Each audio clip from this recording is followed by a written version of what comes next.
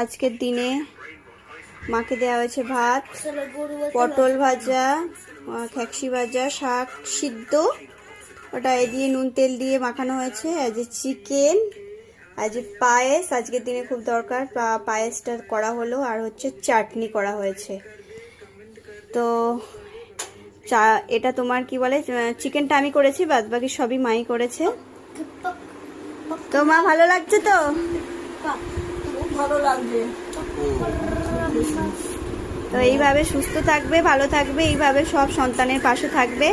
যেমন সন্তানদের ব্যবহার করবে সেমন সন্তানরাও মাকে সেরকম ভালো ব্যবহার করে ভালোবাসবে। মেন একটাই ওয়ার্ড, ব্যবহার।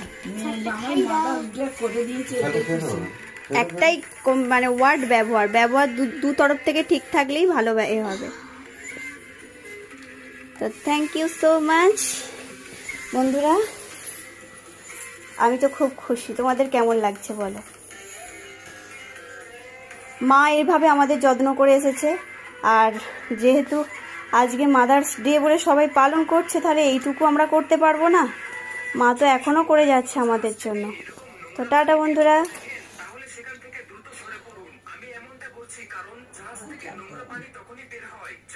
একটুখানি আগে খেয়ে নাও, তারপরে পাখা চালালে মোমবাতি নিভে গেলেও কিছু হবে না। একটুখানি আগ খেয়ে নাও। দাঁড়াও, আমি তোমাকে একটুখানি আগ খাইয়ে দিচ্ছি। দাঁড়াও, আমি একটুখানি আগ খাইয়ে দিচ্ছি। এ না,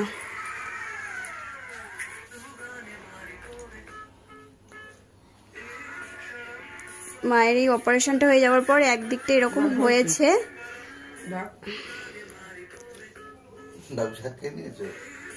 না, খেয়ে নিয়েছে আগেও।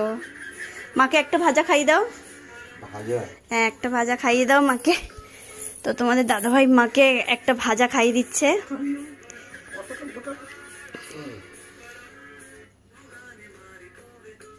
আমাকে গোটাটা দিয়ে দিচ্ছে খেয়ে। ও চামচটা, একটু চামচটা আনো।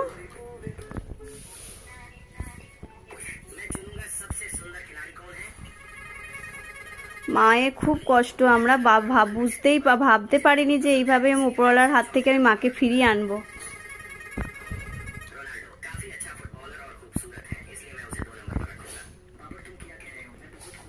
কিছু মানে যদি বলি মা এটা প্রবলেম, ছুটে চলে আসবে মা, ওই অবস্থাতেই ছুটে চলে আসবে। জানো বন্ধুরা, এই ব্যাপার। আমার মা এখনো পর্যন্ত মানে এই যে দেখো, খেতে ভালোভাবে পারে না, মানে একদিকটা পুরো প্যারালাইসিস মতন হয়ে গেছে।